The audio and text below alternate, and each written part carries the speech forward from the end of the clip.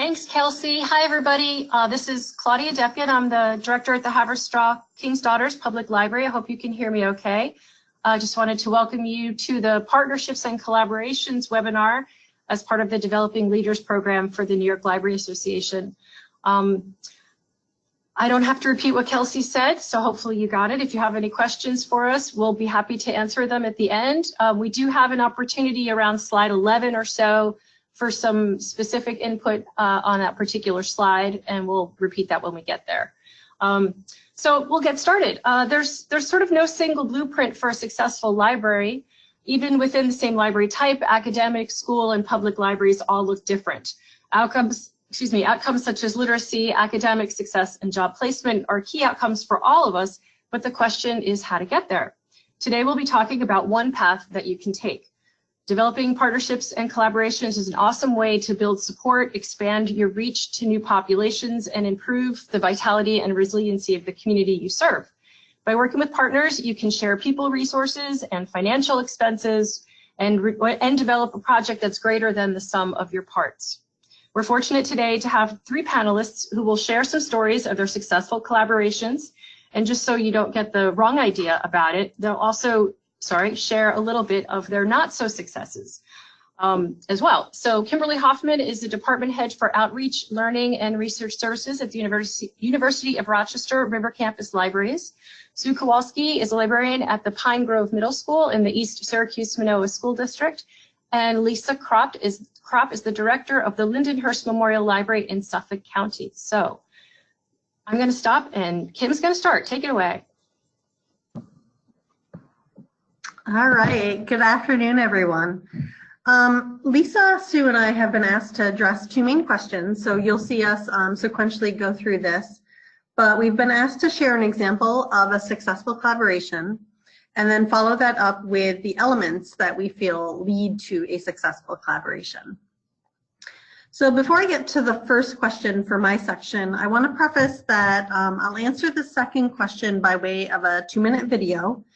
We have been testing that video and audio is not available, so just to forewarn you, I'll be talking through that. But the video is meant to provide some of those answers for leading to a successful collaboration, but I need to set up the context for that video, although now I'll be talking through it, so that will help. So let's start with my successful collaboration. I want to present a program that took place during my 15.5 years at SUNY Geneseo, even though I'm now at the University of Rochester. This is just one example of a collaboration I've been involved in, but it is by far the largest scale collaboration and should have broad appeal to all of you on this call. It's got academic, school, and community/public connections to it. So from 2007 to 2014, at the time that I left Geneseo, I was involved in the Rochester Young Scholar Academy at Geneseo, or RYSAG for short. This was a 2-week residential and immersive academic summer camp where approximately 60 students from the Rochester City School District would live on a college campus and take classes toward a specific curricular goal. The ultimate mission was to provide these students with a view of what college life is like so they might envision their futures graduating high school and then attending college. I was invited to participate in the planning of RYSAG at its initial stages due to another successful classroom collaboration I was having with a sociology professor who was already a part of the planning committee. She suggested that I be included as she was impressed with my teaching practices in her classroom using constructivist theory and active learning techniques. I began my participation on the team as a quiet observer, taking in the different ideas that had been previously discussed until I found opportunities to showcase my own greatest strengths. And those were in organizational skills, in bringing a playful attitude to the curriculum, in the ability to see connections between the different disciplines, which would then stitch together to form the curriculum, and in the incorporation of technology into the learning process. My initial quiet participation in the first year led to my assistant camp director role in the second and subsequent years. It seemed as though I possessed skills that others in the group were in need of, so I definitely kind of rose to the challenge. Each year we crafted a camp storyline with a major challenge at the center. And so under the bullet where you see problem-based pedagogy, you'll see at least the 4 first camp themes that we developed. CSI was surrounding an art theft that had happened on campus, and the students were there to solve the crime. Dig was an archaeological dig where students literally got into archaeology, and the purpose there was to save the campus from an impending stadium that was going to be built, and they needed to excavate and see if there were any remains from Native Americans on the site. Green Up was all about environmental awareness and agency, and actually that played into our stadium story, because now that the stadium was going to be built, how could they make it sustainable and environmentally sound? And then Operation Peace was all about conflict resolution, and the students were given the challenge that a group of incoming residents were going to descend on Geneseo, and actually those residents were from a different planet, so there was a lot of fun to that. But you can see the challenges that they were given, and then the storyline that got woven through the 2 weeks they were on campus.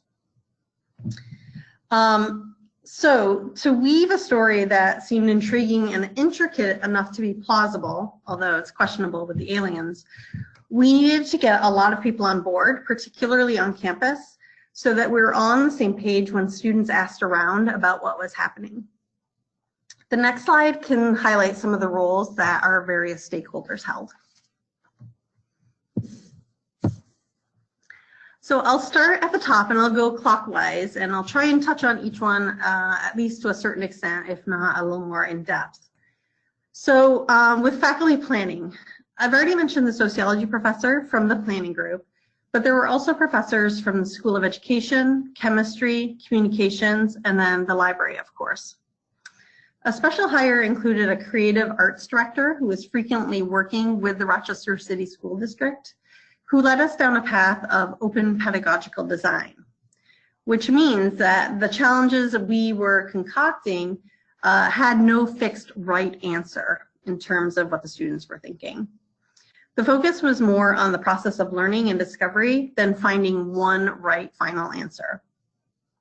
During the first 4 to 5 years, these professors collaborated on the design and execution of the curriculum, starting with that intriguing challenge that students would tackle.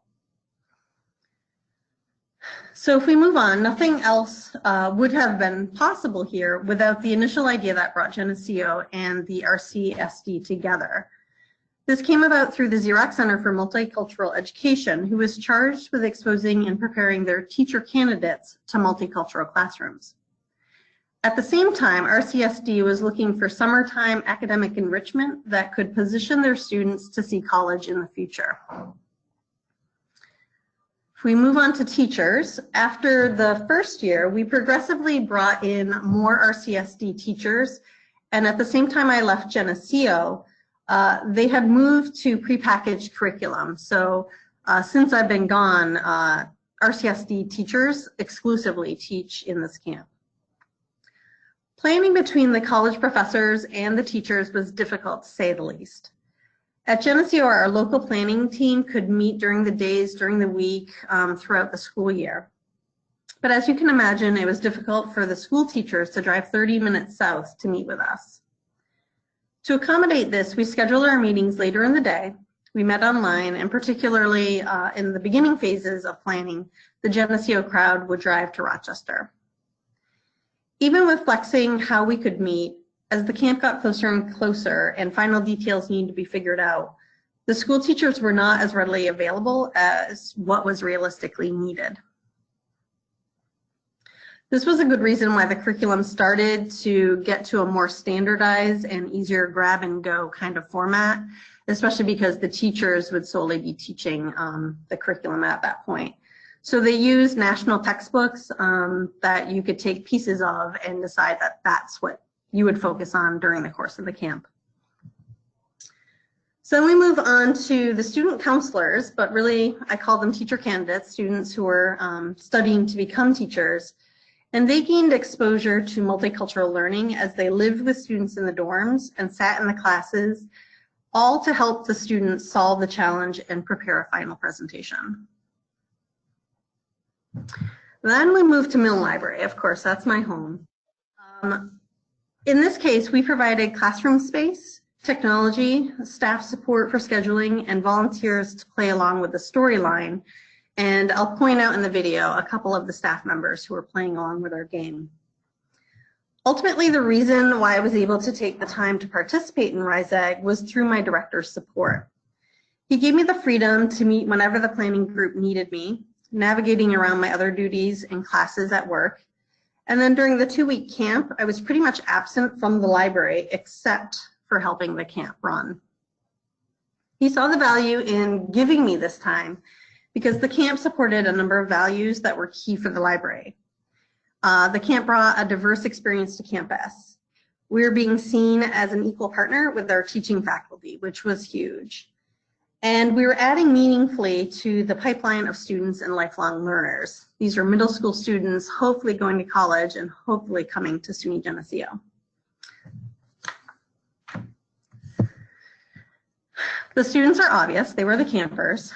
But then as we moved to stakeholders across campus and into the community, they also played along with our storyline. They served as suspects and witnesses and experts that were interviewed by the students throughout the course of the 2 weeks. So as an example, we had an amateur archaeologist during our dig camp. He lived in town, he had his own collection of artifacts, and so he was interviewed by the students on his perspective of progress versus preservation. We had a town judge who served as one of the judges in our CSI trial at the end of the week. And in one of the camps after I had left, they brought in a professional chef to teach knife skills to the students. And this was a camp theme all surrounding good nutrition. Even the university police played along with our hijinks, particularly in the beginning years. And again, you will obviously see that in the video. But additionally, staff from our food service to our residence life, everyone on campus that we could rope into this game, they all joined in and it really made it a success. Finally, additional supporters came from our CSD administrators within the school district that were really interested and invested in the camp. And even state legislators came to our final day presentations, and they served as judges to evaluate the quality of each team's rationale toward the challenge. Okay, so I think I've given you enough context for the video. Like I said, I'm gonna have to talk through it a little bit. And it's unfortunate because there's some great sound and music in there, but the video will be available to you after this webinar. So the hope is that the messages about collaboration that have come through in my last 2 slides will be kind of consolidated within this video. So yeah, so let's test this out and see if I can talk you through in a meaningful way. So these are the students, about 60. They came to Geneseo for 2 weeks, and it was a collaboration with our CSD. Here are the different camp themes that I've mentioned.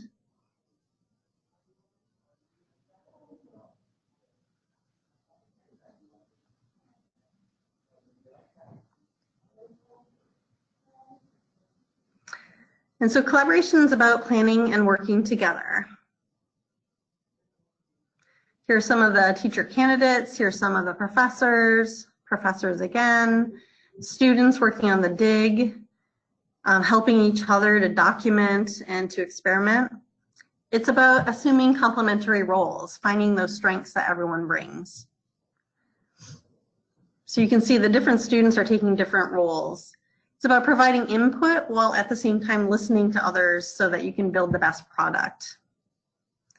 Here are teacher candidates working with the students interviewing our various stakeholders. And then there was somebody from the local community who was an expert on the topic. We rally around a shared vision. And here's one of the librarians. She was an alien, and so she was being interviewed. Here's somebody else who was against the stadium construction during the dig camp. Here's a suspect who actually got arrested. And then there are the judges for our final presentation. That's the president of Geneseo at the time in the forefront. And so we pulled together to create a better project because of all those strengths.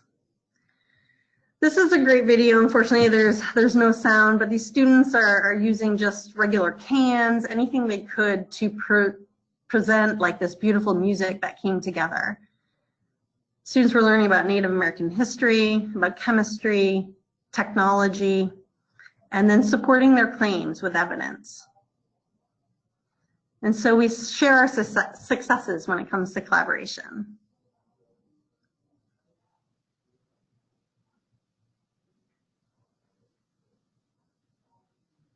And that is the camp in a nutshell. I'm very sad to not be with it anymore, but it's been a great experience, and I've gathered a great network through it. So next up, Sue is going to talk to you about collaborations that stem from school libraries. Hi, everybody, and thank you for that story. I've heard it before, and I'm still intrigued every time about the power of all you did there. That's awesome. But my name is Sue Kowalski, and I'm a school librarian at a middle school. I've been with this district about 15 years, so that's always an advantage, of course. When you've been around a while, you start to expand your sphere of collaborations. But even if you're new, anything to do with the school, I thought I'd share some of the successes that that we've had. And I don't want to say that I've had, because really none of these, are happening in isolation. And I will just a side note, as a even today's recording, if you work in a school, you know that there's no such thing as a large block of time without bells and kids and all kinds of things going on.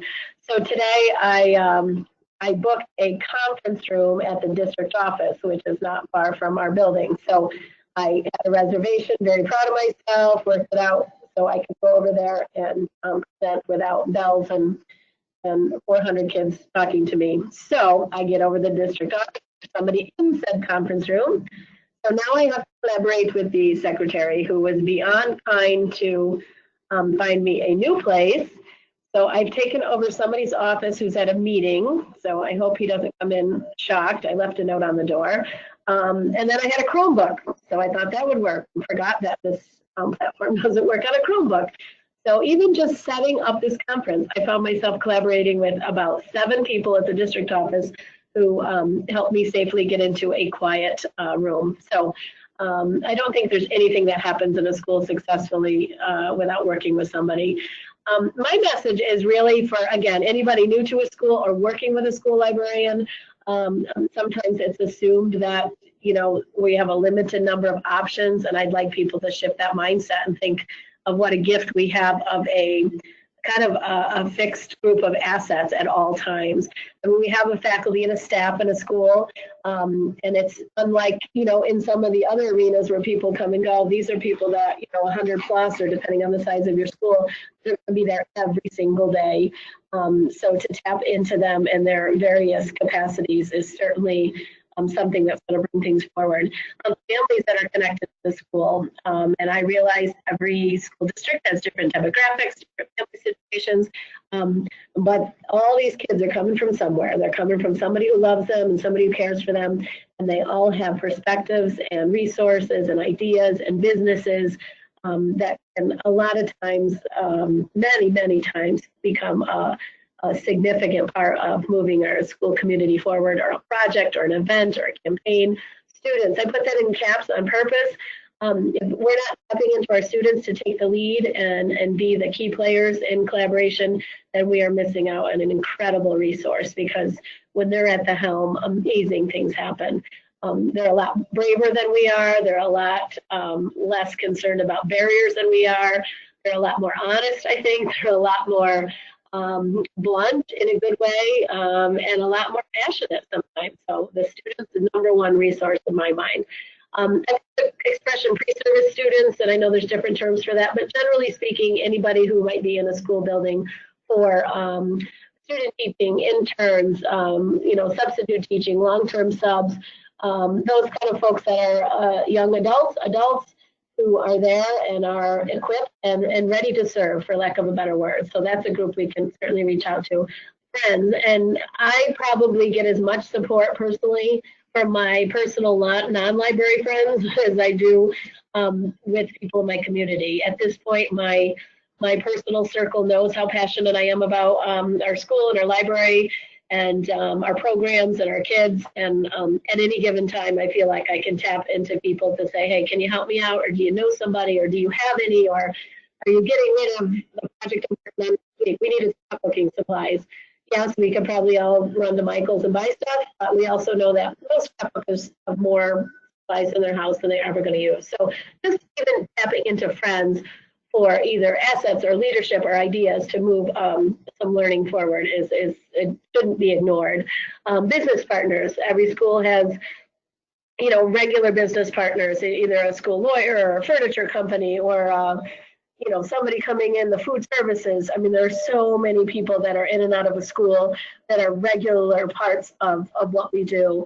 The UPS people, you know, like anything, the school supplies, staples. I mean, there's so many regular connections in our community, and, you know, obviously the nonprofit organizations as well, Boy Scouts, Girl Scouts, different optimist clubs, youth sports. I mean, and every community is going to have just probably more community member organizations than that we can possibly connect with, but we can start there.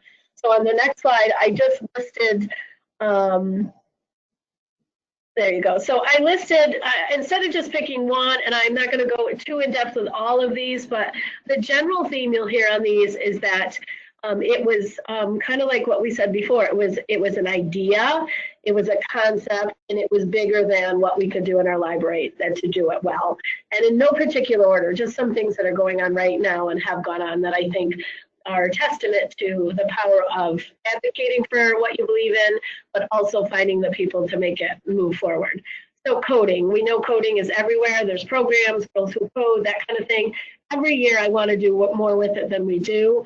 And quite honestly, it's not my natural talent. So I'm good at planning events, hosting events, but the actual teaching of the coding is not my forte.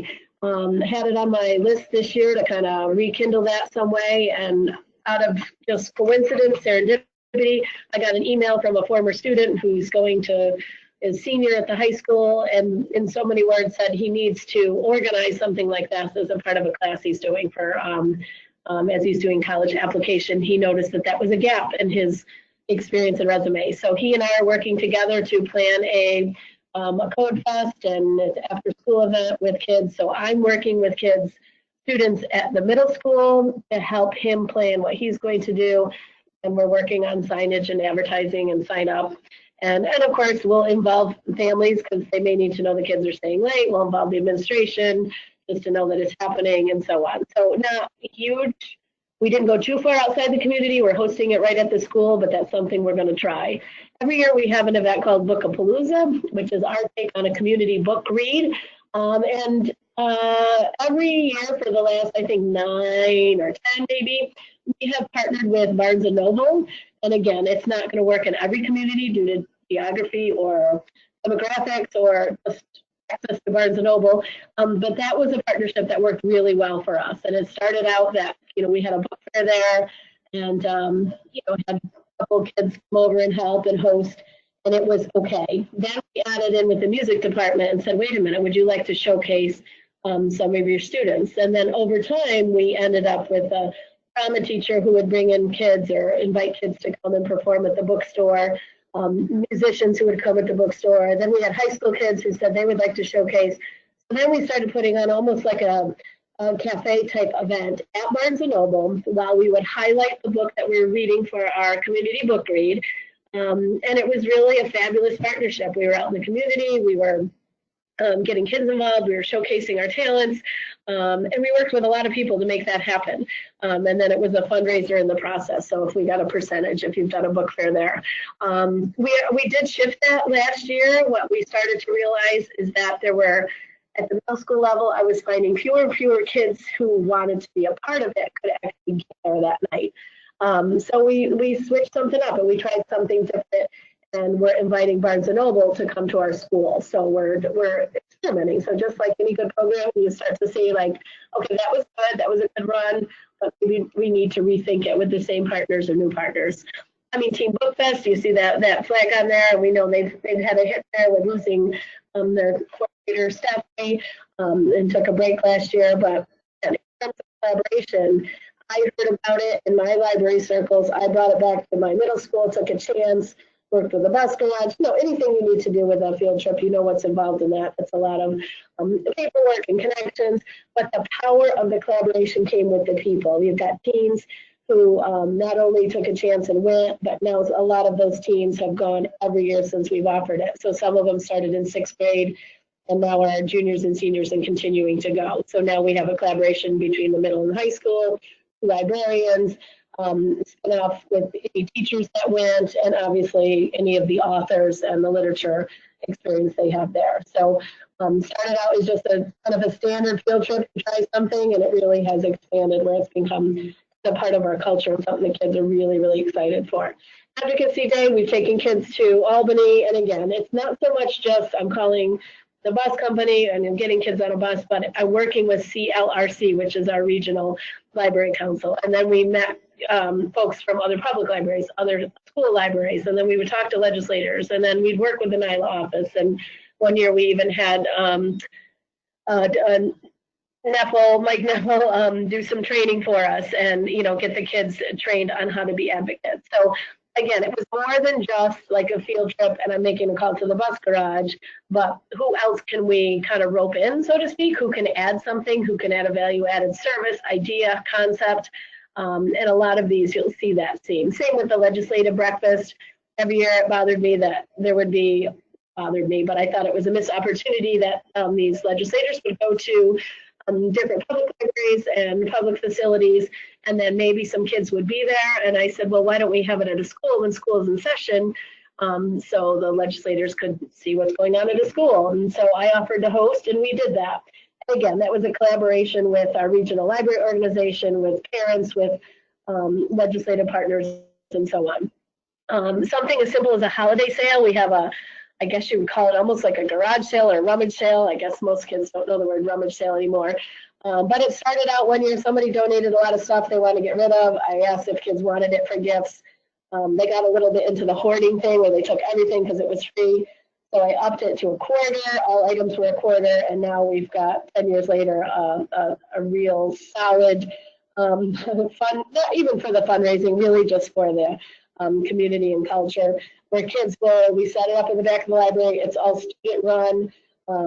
We charge money, honestly, just to kind of put a decline on the take everything, so they think. But everything that we sell is donated. It's all just gently used items like you'd have at a garage sale. And I know that has really nothing to do with libraries, and it's not anything related to literature.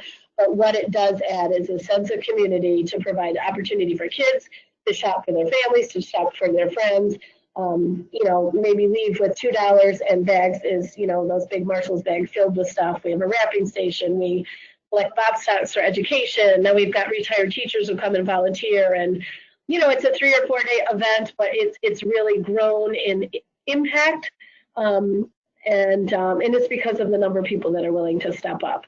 And then there's a couple other things that I didn't go into detail on because I want to be respectful of time, but generally speaking, always making sure that you can say, this is what we can do on in our own library. But imagine if I keep using the word roped, it sounds manipulative. I don't mean it that way, but who can we get to help move the cause forward, and how will that benefit them, and how can this be a win-win? It's just about the ask, and you're never going to know unless you ask. And you got to take a chance on some things. And if it's not one-sided, I think you'll find that any ways you can add to the level of collaboration in and through a school, you're going to see the impact and spin off in a lot of different ways. So that's my contribution for school library component. And again, our contact information will be there if you want to hear more afterwards. Thank you. All right. Hi, everybody. This is Lisa Kropp from Lindenhurst Memorial Library. And while I've been listening to Kim and Sue, I realized that the partnership that I wanted to talk about ultimately really started off of a failure. And the most spectacular failure that a public library could possibly have, right, which would be a failed bond vote. So in 2017, the library asked the community to pass a bond, which failed. And looking back at that, you really have to ask yourself some hard, difficult questions afterwards, like how did this fail? How did this turn out this way? You can't assume anything. And really, when we went back to the table and looked, the library was, quote, involved in lots of the different organizations in Lindenhurst on paper. They were a member of Rotary. They were a member of Kiwanis. They were a member of Chamber of Commerce, but they weren't participating members. And there's a big difference in a partnership where one person is doing all the work or one organization is doing all of the work. And so we had to really step back and realize that we needed to sell basically to the local community and all these different organizations, because Lindenhurst is one of the most active towns that I've ever worked in terms of all of these different local organizations being very robust and meeting quite often and doing fabulous things. And so the library does fabulous things too, but what we realized is nobody really knew what we were doing because they had a very traditional view still of the library. So in the meantime, the library owns a house. So 30 years ago, the Board of Trustees bought the house that was next door to expand into office space, and then nothing else was really done with it. So we have about a half-acre backyard, which is semi-unique for a library to have nice outdoor space. And so we started this little garden a few years ago, and it was a nice partnership just with some of our local residents and patrons who wanted to come and help us garden. We did a lot of community service with our teen department through here. We did have some senior citizens and intergenerational programming, which was great for people who now maybe were living in an apartment or assisted living and didn't have a backyard anymore to do their own gardening. And so it started off small, and then after the bond failed, our local village also tried to do a farmer's market. And the farmer's market also failed because we were surrounded by other communities that had decades-long established farmers markets.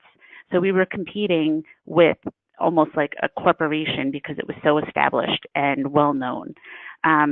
So what the village did after that first year of the farmers market as a traditional farmers market didn't work out is the Chamber of Commerce and some volunteers took over and made it a village market, really more focusing on local village businesses and vendors with a few outsiders coming in to offer services that our local vendors didn't. So I looked at that, and in the meantime, we had also expanded the garden. So what you see here, all of that grass behind the two people on that person, the woman in the purple is now the president of our friends group, which was a whole other thing that grew out of this. But we, meaning our fabulous custodians, built 6 raised beds. So we more than doubled the size of the garden. And we did that around the time that we were joining the Sustainable Library Certification Program through NYLA and looking at ways we could give back to our community. There's a local storefront of Long Island Cares and Island Harvest, which are food banks on Long Island. And so we said, okay, maybe we can get a table at the village market once a month. We can talk about library services with patrons and the other vendors, and then we can also give away some of the vegetables that we grow in the garden. So talk about anxiety and people hesitant to change. Traditionally, in public libraries, what I've seen is oftentimes you'll have your children's services staff go out and do, quote, outreach, right, where they're the ones that are maybe going to a preschool, they're visiting the schools, and they're partnering in that regard. And this time I said, okay, we're going to go to the village market once a month, and we're going to have, a few staff members there each month. We're going to have somebody from children's. We're going to have somebody from the adult department. we're going to have somebody from circulation, because the people that work our circulation department are the ones most likely to live in town and be local and really know the people that are coming to shop. So that caused a little bit of anxiety at first with staff who said, I don't do outreach. I don't talk. How am I going to do this? So we had to kind of pull back a little and say to staff, you're not there alone. You're there with other people, and you're just talking to folks. And it became a fabulous way for them to market library services beyond our books. Everybody knows a library has books. But a lot of the people we were talking to didn't know that we were offering Wi-Fi hotspots. They didn't know that we had museum passes or that we were selling discounted tickets to some local organizations and entertainment areas in town, ebooks, the digital magazines. We were able to talk to people about all these other services that we offer that sometimes people just don't know about. And then the vendors, when it was slow, I said to staff, go walk around and introduce yourself to these different vendors. See if they're local in town. How can we help them? Do they need research done? Do they need a place to meet where they tell them that they can book our community rooms? And so we started off really slow, just getting to know the community that the library's in, and letting them know, hey, we're here to work with you. How can we help you? In the meantime, the garden was really prolific this year. Our custodians are fabulous. I have staff members that volunteer some time back there.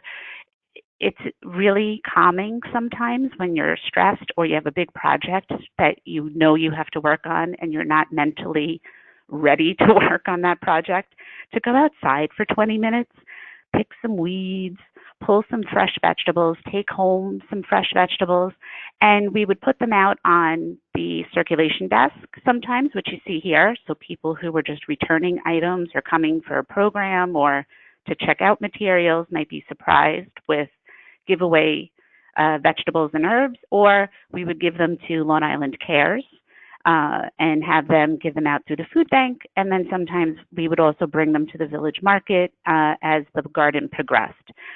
So we cleared the 100-pound mark this year, which is really fabulous for us. So this really turned into a marketing partnership, both for us and the vendors, where we were able to connect people, get some of them in to do some programs for us. And we just started the conversations. I think successful partnerships really all start over a conversation. Somebody says, hey, maybe we can do this together. And they grow organically, not to have a pun on the garden here, but which is organic, by the way. But it helps to have other things to talk about. And so the library needed to really step up and say to the local businesses and patrons, well, what can we do for you beyond giving you books? How can we help you? And then the Friends collaboration, that was a brand new group. And they started the year that we did that first bond. So they really weren't a robust Friends group to help us pass that bond. But over the last year and a half, they've donated museum passes. They've done fabulous fundraisers. And Katie in the pictures especially is a young mom. She has young kids. She works in the community. And she has been almost like a bridge between us and certain areas like the school to really get us over a preconceived notion or, oh, we tried to partner with the library years ago and it didn't work. And she was opening new doors for us again. So that was fabulous. On the next slide, similar to this, we had, in 2016, I had a parent come over and ask to lead a support group. She had been looking herself. She's a professionally trained parent advocate. She was working within the school district. She was a member of our local SEPTA. She often acted as a parent advocate in IEP meetings for families outside of the district through her work. But she herself had a young adult at home with mental health needs. And so she was looking for other parents or caregivers in similar situations. And so we said, well, she had the credentials. She worked for a guidance and counseling facility. And we said, okay, let's try this. What is it going to cost the library? It's going to a monthly community room space, making some flyers, getting staff to talk about this and other programs. And so we began this small collaboration together, which she had immediately 4 to 6 parents coming every month. And it's a small room, so we were like, that's great. It's adding to our stats, and we left it at that. Then she switched jobs, and she started working for a new counseling facility that received a grant from the Youth Mental Health Project. And now, as a partnership with Youth Mental Health, she was able to expand the scope of her audience. We opened this up to other libraries within the town of Babylon. We advertised this with the school district, guidance counselors and psychologists, and we see lots of people now coming in to take advantage of this monthly group, as well as, because she's partnering now with the Youth Mental Health Project, she's able to offer, or somebody in her office can come on site and offer the 8-hour training in youth mental health. And we open that to staff, to coaches in the district, again, teachers, anyone who works with youth who can benefit from this very specific training. So in the meantime, throughout all of the work going back and forth with her, we had an opening on our Board of Trustees, and she asked about it and what that entailed. And sometimes the best board members are the ones that, again, kind of grow within your community, and our library users, that's the best kind of board member that you can hope for in terms of partnerships, because even if you look at yourself as a leader and your Board of Trustees, they are your boss, but you also have to have some level of partnership between the two. And so she won election, she's on our Board of Trustees, and she's able to open up the doorway again to us with other regional agencies, where now we have more contacts for staff to use at the reference desks with not only people who have mental health issues, but our homeless patrons that sometimes come in. We can offer them places that they can call to go for temporary housing. We're working on doing a health and wellness fair, and she's able to connect us with lots of different partners that way as well.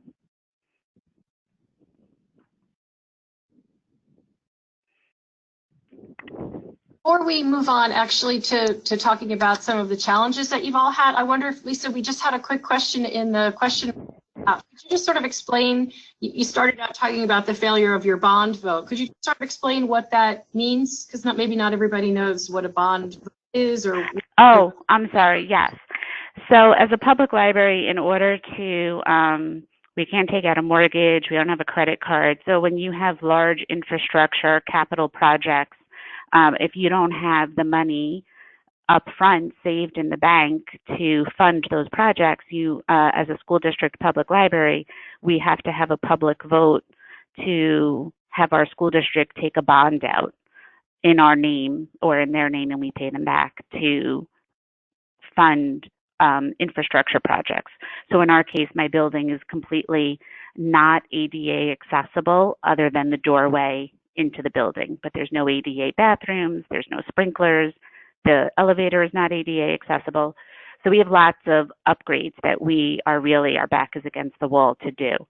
In terms of partnerships, going back to that original mistake, we're going for another bond vote next month actually, and I think all of the partnering that the library has done over the last year and a half with working with local agencies, where they start to now think, oh, I have a problem. Well, let me call the library and see if they can help me, or maybe I can partner with the library and their staff can come do a program for me, or vice versa.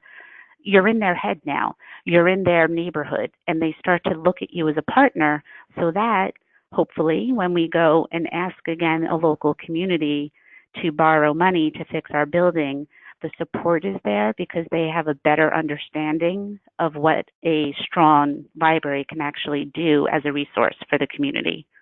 Does that help? Very much. Thank you very much. So one of the things that I liked, just we're going to sort of circle back around now, and each of our panelists will sort of talk about something that went wrong. But before we do this, I just wanted to just kind of say my own thoughts here, just briefly. I really appreciated hearing one of the things that everybody sort of talked about is kind of the passion that they have and how, the people in their lives know about what the work that they've done. In Kim's situation, she mentioned the sociology professor that she was already, who already knew her and was already familiar with her classroom work, and how it sort of she was invited to participate in. And I think that in many cases, some of the first step, talking about the germ of an idea or conversation and letting something grow organically, I think you need to be out there so that way people can see you. I mean, even in the most basic way of, nobody's going to ask you to join them if they don't know who you are. And so anyway, that's my thought there. Kim, would you like to start us off talking about maybe something that didn't go as planned? Yes, absolutely. And to go along with that trend, so, some professors will notice your work. And then there are other professors that no matter how hard you try, they just aren't receptive to wanting to collaborate with you. So I could talk about two. I'll start with one. He's a Writing 105 instructor, and our Writing 105 program is required for all first-year students just to kind of get them a level of college writing readiness. So we have probably 60 sections of writing courses within a semester, and the librarians pair up with these various professors. But there is just this one professor who has been kind of evading our calls for library instruction. I know his boss highly encourages the collaboration, but he's been a real stickler as far as getting him on board to see what we have to offer. So coming in new, I thought, okay, well, maybe I can talk to him, and maybe, something could work between he and I. And so there was a point, and I think his boss actually had something to say about him actually giving this a shot. But we worked together for one semester, and I created a lesson plan that I thought really fit his needs after we had talked about what he was looking for and what time in the semester this would work. And I thought that I really engaged the students in what we were doing. So it seemed to go all as planned. Within my lesson, I even helped to clarify for the students what the assignment was because he hadn't actually done that with them. So this is a little bit of a trend. He's a self-proclaimed disorganized instructor. And so to that end, that was one of the reasons why he hasn't been working with a librarian, because he kind of flies by the seat of his pants, and he's not sure from one session to the next session what he'll be working on with the students. And again, he kind of laid it out like, he didn't want to be a burden on the librarian, because he could tell you that, okay, our next class session, can you come in? Which doesn't work because we have so many things organized on our schedules. So he definitely seemed nice enough. And we did these sessions in the one semester, but I have not heard from him again. So, that's fine. You have to kind of take some of these failed collaborations. You never know what patience might pay off. I have other examples I could talk about where patience definitely paid off, and you try again with that same professor, and maybe it's the right time for them. In this case, with this writing professor, we have actually involved him in some other programs. So it's not in his class setting, but we've recognized what some of his expertise is, and we've had him participate in some college level programming. And he's been great, and he's been very willing to collaborate on those kind of things. So sometimes you just have to realize that it just might not be the right time for that person. You may have different styles. In this case, he's a little more disorganized, and we have to be organized because there is so much going on. So I guess you have to cut your losses when you can, and try again in perhaps other venues and other opportunities.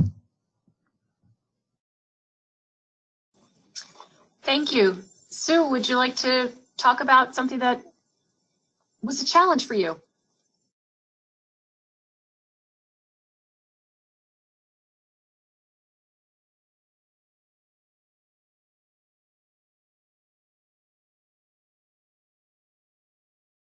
Hey, Sue, are you there? All right, well, we'll come back to Sue. Lisa, would you like to share something? Or was your budget? Sure.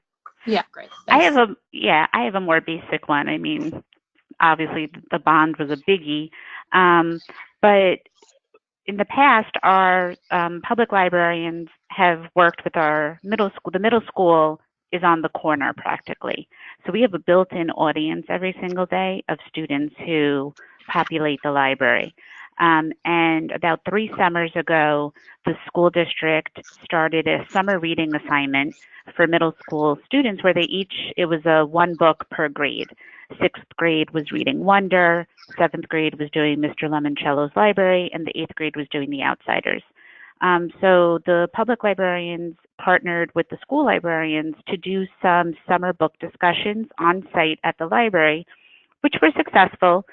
We didn't get huge numbers, but I think any number of kids that you can get in during the summer to actually participate in a book discussion is a good thing. Then what happened is that about 3 years in, the school district changed the assignment, and it became, instead of 1 book per grade, a large book list. And both the school librarian and the public library didn't have a chance to vet that list beforehand. And a new coordinator had been hired for the school that took over overseeing library media specialists and the career and tech education program. And so even though our department had multiple conversations with this new coordinator to ask if we could perhaps coordinate on the list together with the school librarian, we just couldn't make that happen for this year. And we also didn't get to go into our school buildings to promote summer reading the way we have in the past. And it really wasn't the fault of the coordinator. I think this was a communication issue on both ends where our staff thought, well, somebody will tell this new coordinator, oh, this is what we do every year with the public library, but that didn't happen. And we should have been the one, right, to introduce ourselves to this new person and say, here's what we've done in the past, how can we help you in addition to this? So we did see some lower numbers in our summer reading program this year, and we heard some stories from parents who weren't happy with the list just because we didn't get it ahead of time. We didn't have all of the books that were on that list. So we're already working this year, even though it's September. We have a meeting in place for next month with the school librarians and the coordinator and some of our staff to see how we can all work together to make it where the school district summer reading assignment meshes into our summer reading program so they get credit for both at the same time. This is Sue. I'm here now. I got muted, so I couldn't jump in. But can you hear me now? Yes, we can hear you. Fabulous. Sorry about that. I would just say failures. Oh, I've had a few. Isn't that a song? I would say the big concept and some of the things that haven't worked or have worked well, but it was so labor intensive and probably not sustainable in the I don't want to do that again. So the one that's not sustainable is whenever I would say probably anybody, maybe chooses to branch out on their own and say, I got this, and maybe you don't get the partners that you need, so you forge ahead anyways. Sometimes I do that out of, I'm not sure if this is going to work, so I'll try it on my own first before I waste anybody's time, kind of that. I don't want to bother anybody till I know it's a success. And I've learned over time that that's just not a healthy approach to do it. So you can succeed together, you can fail together, you can revise and adjust as you go along together. But the few times that I've done something and I thought, even if it was a huge success, the amount of workload it required to do it, maybe single-handedly, was probably not a healthy approach to it, and probably not the highest impact either. So that would be one thing. And I had last year, kind of like what was mentioned with Kim and Lisa, we have a lot of kids who are in need of clothing, where they just need a fresh pair of something. And our counseling office has a closet full of stuff there's no dignity in getting what you need. I mean, it's there. People will help you find something, but it's kind of a shameful experience, if you will, even though it's not intended to be that way. So I came up with this idea with a couple kids that we would set up like once a month, a pop-up, kind of a pop-up sale, and not sale, but clothing shop where you can come and get what you wanted. And there were just a lot of things that we didn't figure in terms of everything from most kids don't know what size they are to where do you try things on if they want to do that, and how do you get kids not to take more than they need, and how do we make sure that it's seasonally appropriate, what gets donated, and so on. So it had a lot of good elements. I think we'll revisit it, but the biggest weak link in my case was that the students who were going to be a part of it kind of stepped away and didn't really commit. And then it was like a Sue Kowalski event as opposed to a Pine Grove Middle School or a Pine Grove Library event. And it just wasn't sustainable. It wasn't top of my priority list. And it just kind of started to fall apart as the year went on. So a couple of people have asked, is it coming back? And I embraced that and said, yep. And when do you want to meet and get us going? So I think just knowing when to fold them, so to speak.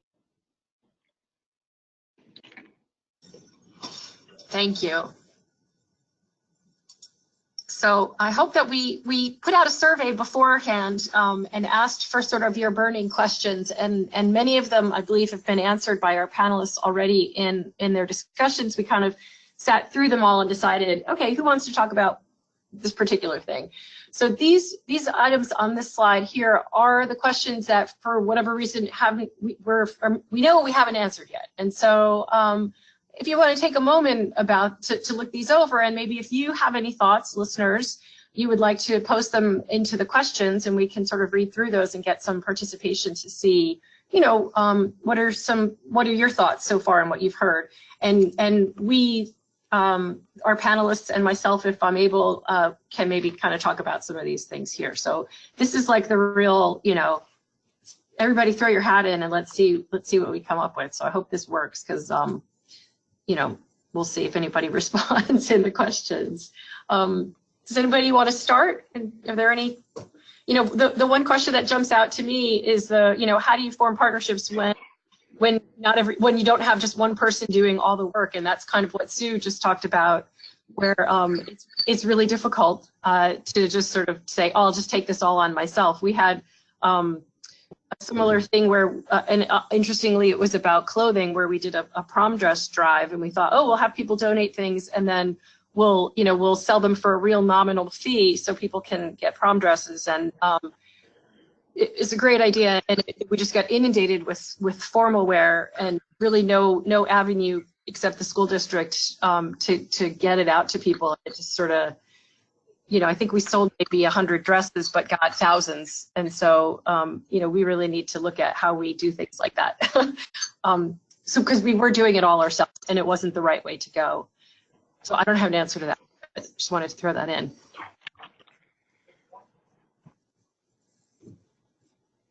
Do we have any thoughts from our listeners on any of these questions?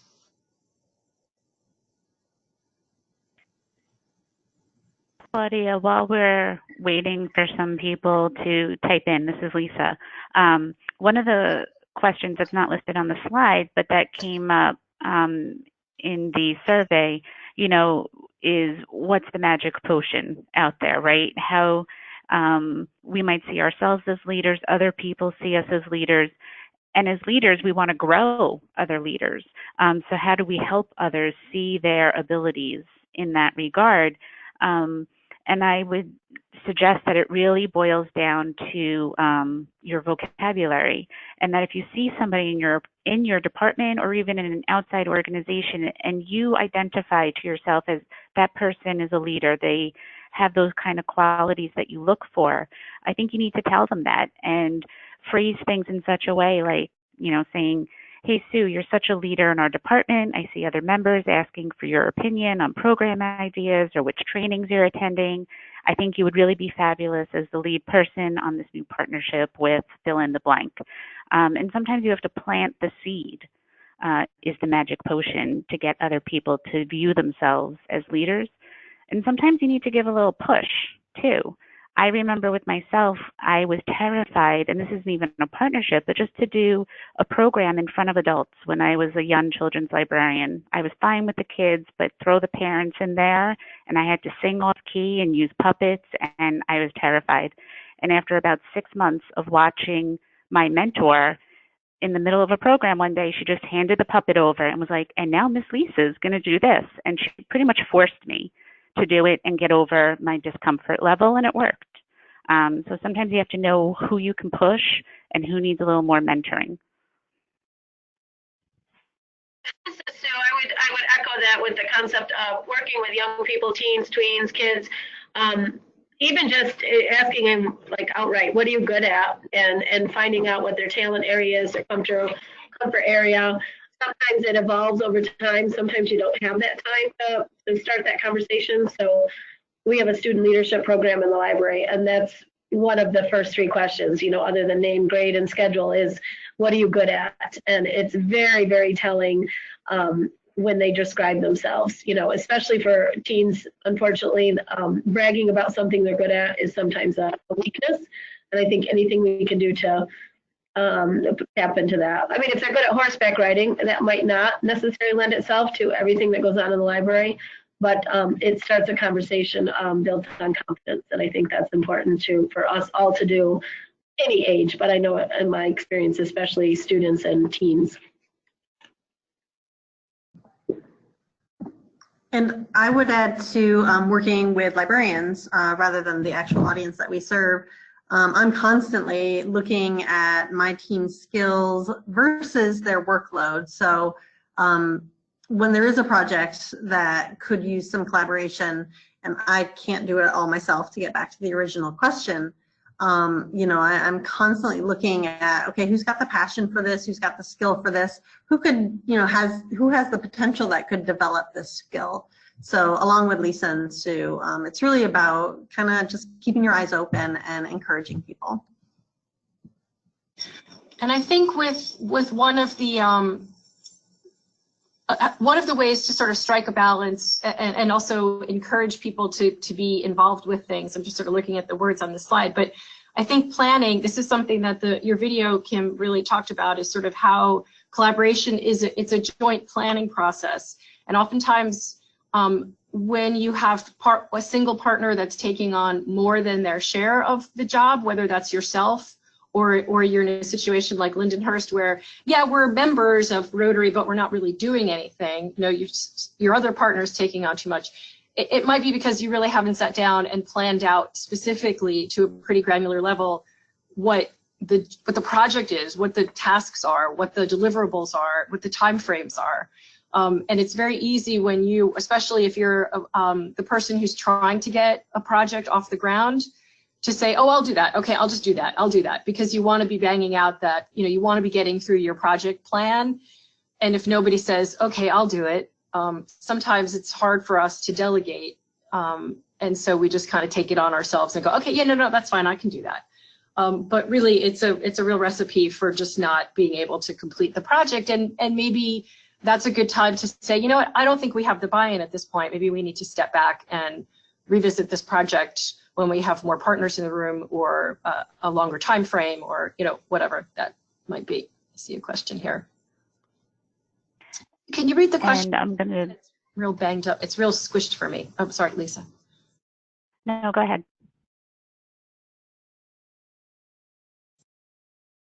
Kelsey, can you read that question? All I see is the last word, the balance. Yep. So we have one person who answered your question. They encourage staff members in small libraries to attend community meetings and foster partnerships through that. They do say that, on the other hand, they don't want to be seen as endorsing personal opinions they express when they're attending meetings on their own. Do you guys have any thoughts on how to strike that balance?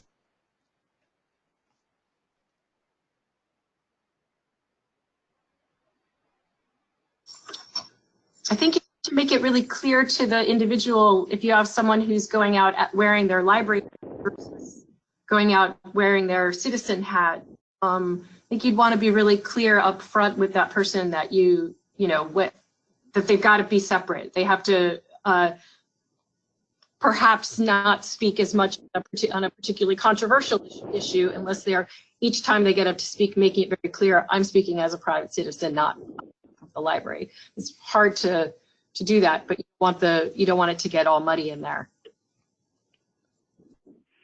Yeah, I agree with Claudia. I think you need to be very clear, never again assume anything. And if you're having staff members go out and start joining different organizations to help build partnerships across the community, you need to kind of give them some examples ahead of time of what that looks like when they do have their library hat on, because that's why they're at the table. They're not there as Lisa Kropp, the person. I'm there as Lisa Kropp representing the Lindenhurst Library, and there's a difference there. And the communication can also go over to how to best eliminate restrictions from administration or board on partnerships. Sometimes what looks like a restriction is somebody saying, I don't understand this, and either I didn't do a good job explaining it, or they don't want to say, I don't understand this, because they're afraid that it should be totally understandable, and so that it somehow makes them look like a failure that they don't get it. So I think part of it is asking questions back. So like if your administration is saying no to something, ask for some clarification as to why. It could be something that you don't know about in terms of, different levels of, again, what we can do with outside partners or things. And board members, we have to remember, most of them do not come from a library background. They're publicly elected officials serving on a board if they're in a public library. And sometimes that's the tightrope that you walk, is educating your board members on topics that really they are overseeing in a larger umbrella sense. So the communication factor just is huge to get partnerships up and running.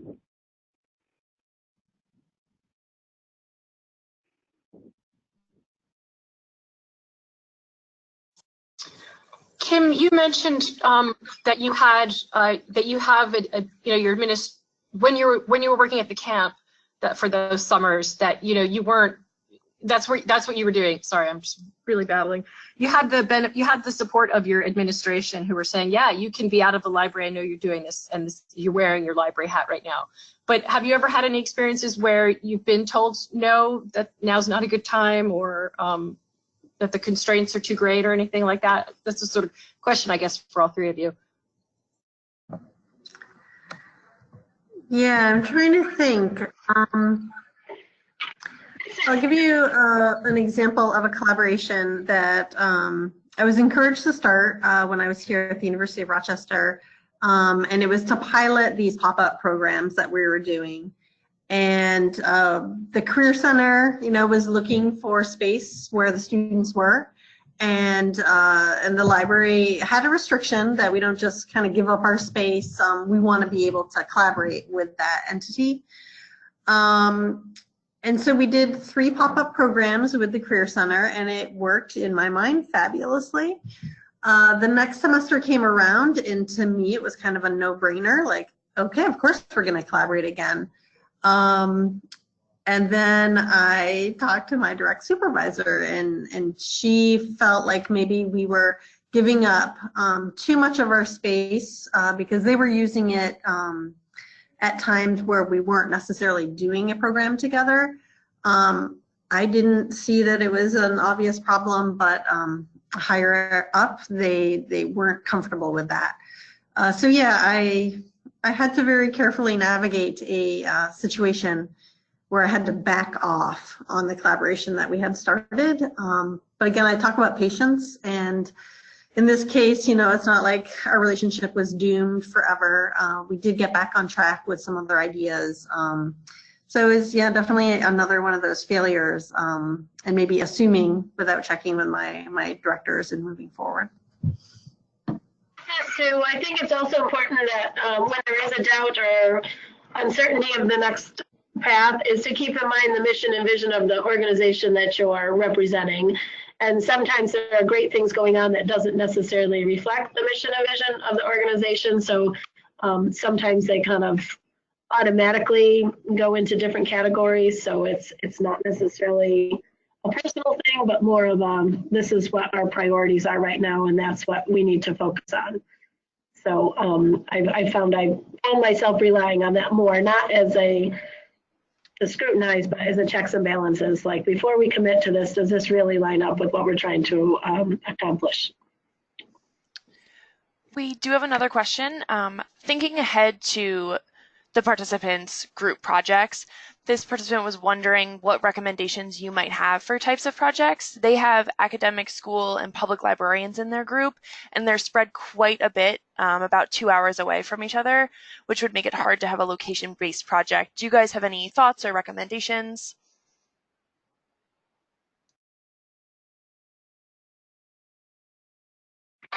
This is Sue Kowalski. One thing that I know that there's often, a gap, or I guess a missed opportunity, or a place to fill in a void, is anything in the digital presence. So a collaboration might be in a more vibrant web, I know there's more than websites, but things on there where it could be a conversation, or it could be a forum that's a little step above, kind of a hybrid between social media and a website for an organization. So that might be something that I would guess almost any organization would say, we would like to better market this, or we would like to better curate information on local services. So I'm just thinking something like that would be require collaboration, but might be best served digitally rather than in person, and that might lend itself to long distance planning, shall we say.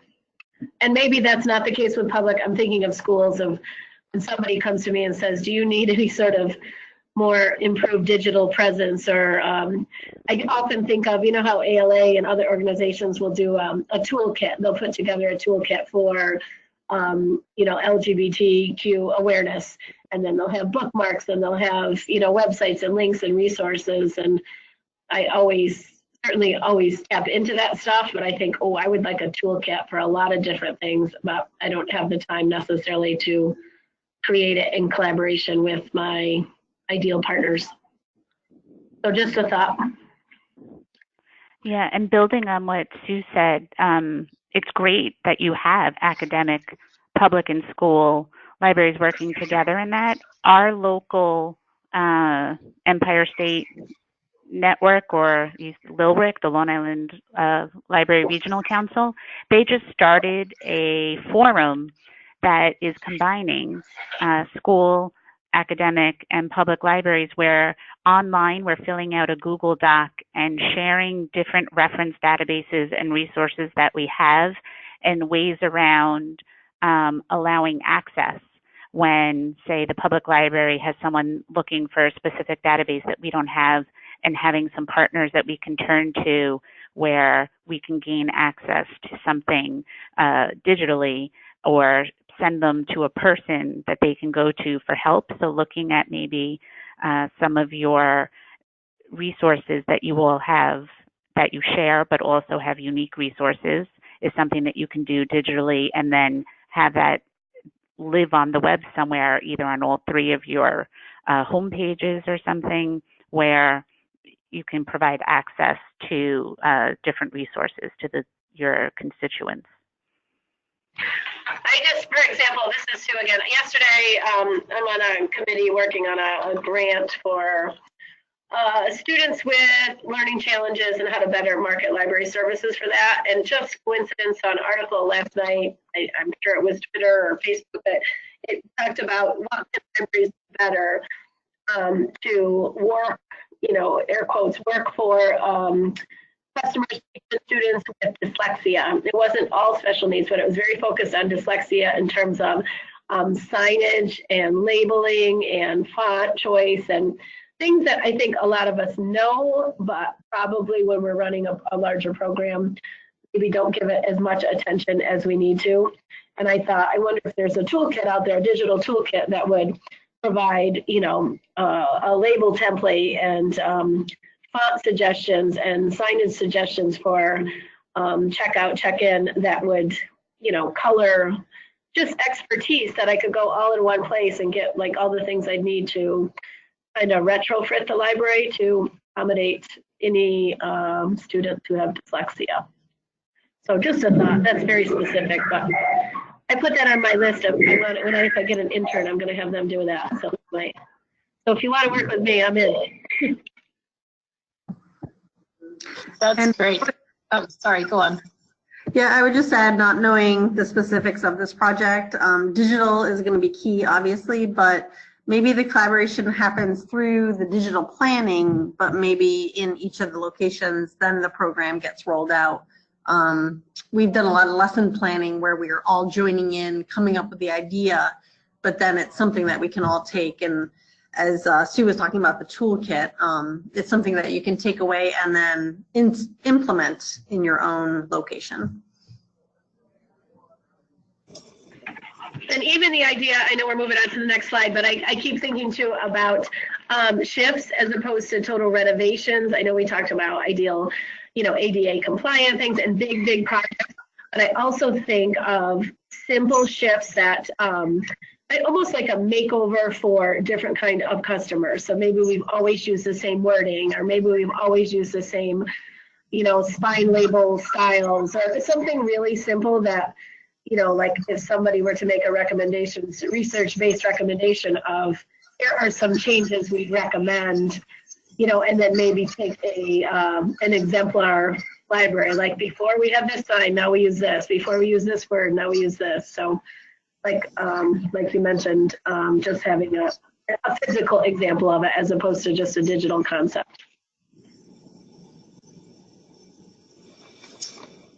Well, that sounds awesome. I want to do that project too. Okay, so this is our last sort of content slide, and this was put together. This is a sort of building partnerships checklist, or beginning of a building partnerships checklist. And this is put together by the American Library Association, Association for Library Service to Children. And we thought that this really blows out very clearly steps and things to consider when you're deciding what kind of partnership to join into and all that kind of stuff. And maybe if our panelists would just they've all decided what they want to talk about. So Sue, you're up first. Why don't you take us away with first. Yep. Okay. So identify, and I mean the words are there, but I would just think really the why. I always am trying to be more mindful of why am I doing that? Like, so we're so bombarded with ideas all over the place from social media and like, oh, I want to do that, or I saw this on Pinterest, or I talked to somebody at a conference, or this is on the cover of a magazine. I mean, we're not at a loss for great ideas, but great ideas that are going to align with the goals of the organization, and who can we do it with, and how does that make sense? Like, it makes perfect sense for me to offer a coding event run by our students for our students. I'm not ready to go to the mall and have a 400 participant coding thing. I'm not ready for that. But so I have some goals. The risks, I would say, are pretty minimal, and it's also October and September, so I've got potential to grow that. So I'm being realistic about, if we did this now, then what could we do in November? So just identifying the why, what are you missing, what do you need to do, and who can help you advance that why forward.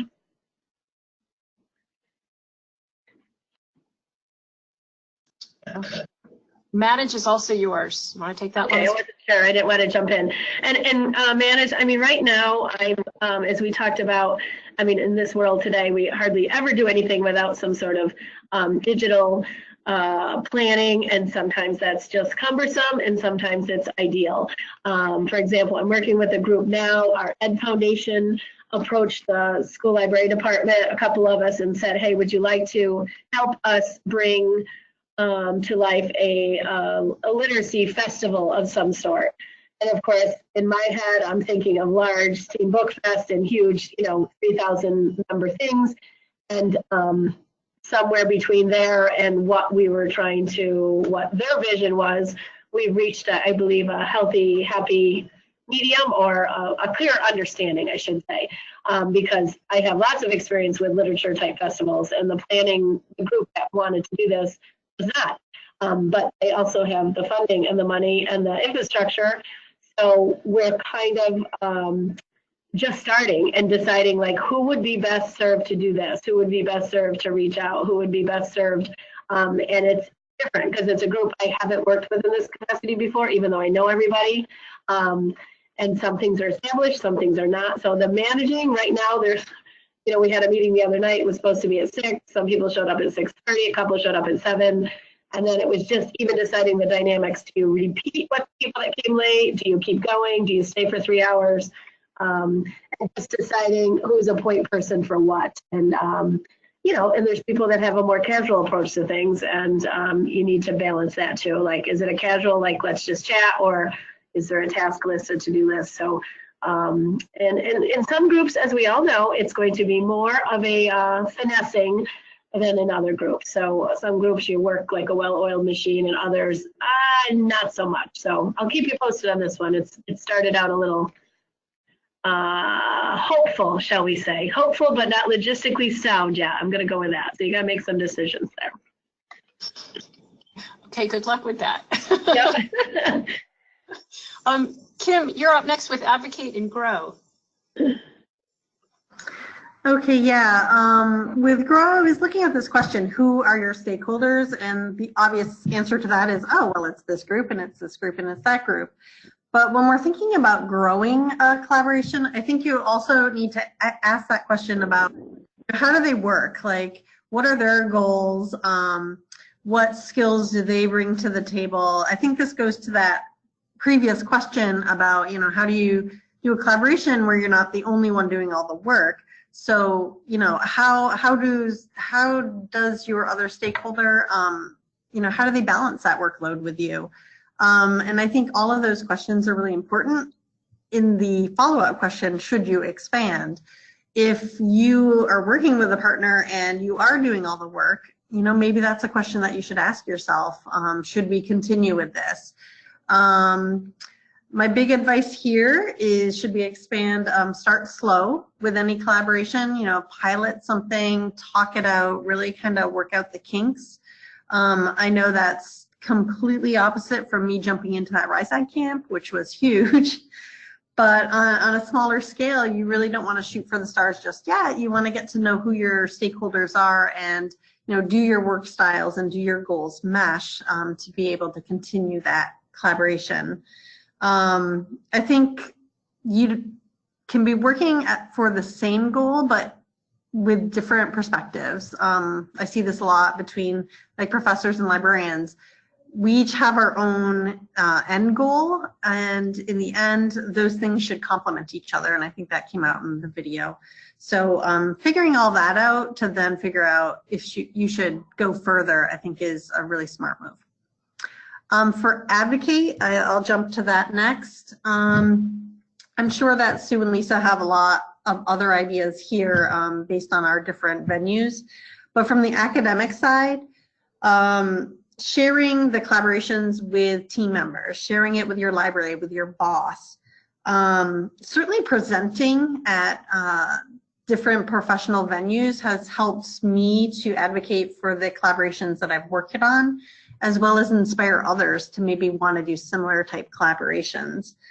So I've written papers on these collaborations. I've presented at conferences with those partners, and I think that's really key. The library can only speak to their side, but once you have a student and then a faculty member presenting side by side with you, it's really powerful. But other things I've done is advocating projects to bosses, writing up the evidence and the results of a program in an annual report if you're asked to write one. That can really kind of help them digest the whys and the values of the programs that you're setting up. Great, thank you. Lisa, I realized, well, it doesn't matter what I realized. Anyway, I was clockwise around this graphic, and it's not, imagine is not spelled clockwise. So Lisa, you're up next with implement, even though on my sheet it's not next. Sorry. Okay, that's fine. And I think it's important, what I love about this infographic is that it really does show you in a visual way. Sometimes we all jump to implement first, and that's not the first I in this infographic. You have to do a lot of behind the scenes work with all of this. So making sure that you are clear and communicating again, both with your team internally and your partner, the partnering organizations, who is going to do what, right? I have used the word assume a lot, never assume. Even if you are 100% certain that that's what's in the other person's ball court, verbalize it, say it, just to be clear, you're doing this and we're doing this, correct? So that this way there's some understanding of what's going on, what's your timeline. And going back to the advocacy piece just quickly, you also sometimes have to sell. Advocacy to me in a public library world sometimes means, how am I going to sell this to my boss? And Kim used a really important word, which was pilot. Sometimes when you want to implement something that's new and might be a little scary to administration because they've never done it before and they've never partnered with that organization, they don't know what it looks like, use the word pilot, because basically in their head what that means is, it's okay if it fails.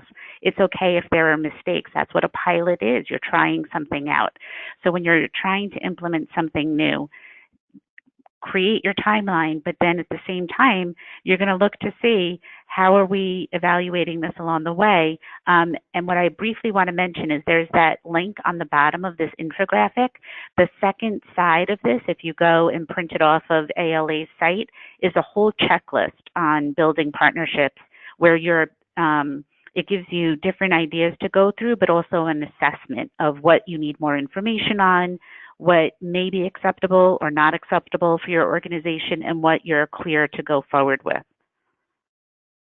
I would just say this would be, if the folks in the program don't already have this, I would think this would be an amazing framework to work within, or, as inspiration to plan their project, because I've already in my head started using this for a project going forward, because it really helps us answer questions that sometimes we don't think about ahead of time. So it's very practical. Absolutely. Sue, I think you're next to nurture. Oh, I'm not a nurturing person, but I'll try. So it's really just a constant. In fact, while I was sitting here, I realized the less functional meeting I had Sunday night, I need to get that information to another group, but I'm on hold because the originators of there's a kind of a traffic flow issue. So I can't send that to the team that needs to move forward because it needs to get approved and the timing of the meetings don't match, those kinds of things. So the nurturing really comes into, not pouting, not getting mad, not getting frustrated, but trying to figure out how to move the cost forward, get the jobs done, but still make sure everybody, like we mentioned before, everybody knows who's responsible for what, and doing everything we can to make sure the conversation, or not so much as a conversation, but that there's action in addition to conversation. I get frustrated when there's too much of one without the other. So whether it's a checklist or specific tagging people in a Google Doc and holding people accountable. And as we all know, when you're in a lot of projects, some things can get lost on the wayside. So we just need to make sure that it's clear what people are supposed to do. There's concrete deadlines for what people are supposed to do, and then there's follow-up when it's not happening. So, and sometimes those conversations can be awkward, but they need to happen or we all fail together. And Lisa, you're up again with evaluate. Just looking at the infographic, remind yourself that the two bookends of it, identify and evaluate, really have to go together. So even though evaluation typically takes place at the end, you need to know at the beginning how you're going to evaluate it. Are you using surveys? Are you doing focus groups? Is it just all of the partners coming together at the end at the same table and talking about what worked and didn't work? You need to have that plan ahead of time, especially if you're looking to move forward with the partnership and you have to go back to advocate and sell doing this again. Maybe you sold it to your department head or your administration as a pilot program. Well, now you need to evaluate it, show that it worked in order to sell doing this as now an ongoing partnership or yearly program of some sort. So you have to, when you're evaluating, look at the risks, the repercussions that might occur, and have a plan of how you're going to measure and report the impact. Like Kim had said too, is this going to be a formal paper? Is it something that the two partners can take to a journal, children's and libraries on the public library side? So you really want to know ahead of time in the beginning. Just remember that the identify and the evaluate really need to go together in order for you to follow through at the end.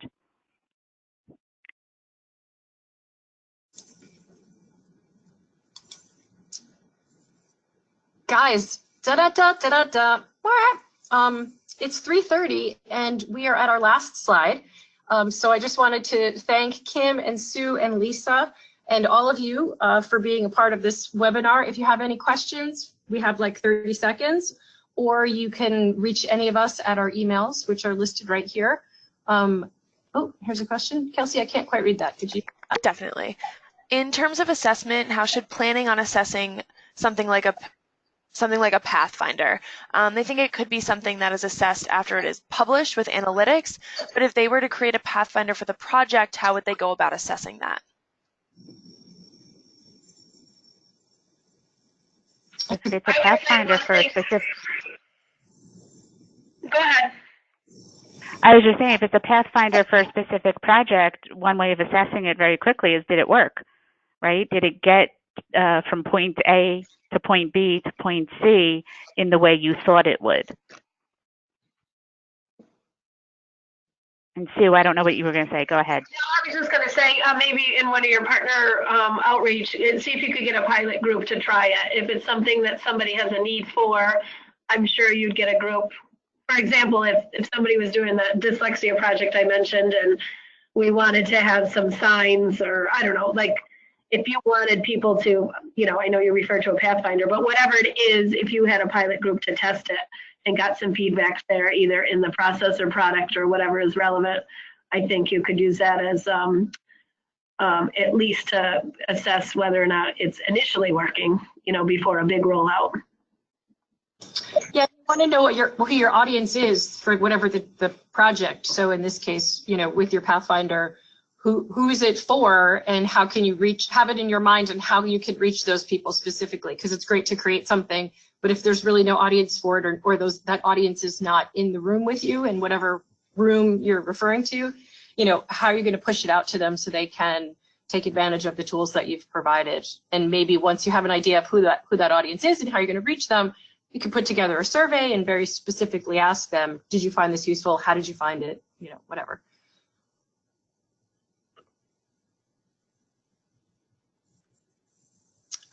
Thank you, everybody. Have a lovely day. And I'm really happy that you're all part of the Developing Leaders program, because that's one of the things that the New York Library Association does best, is help us develop leaders and move our profession forward. So good luck to you all.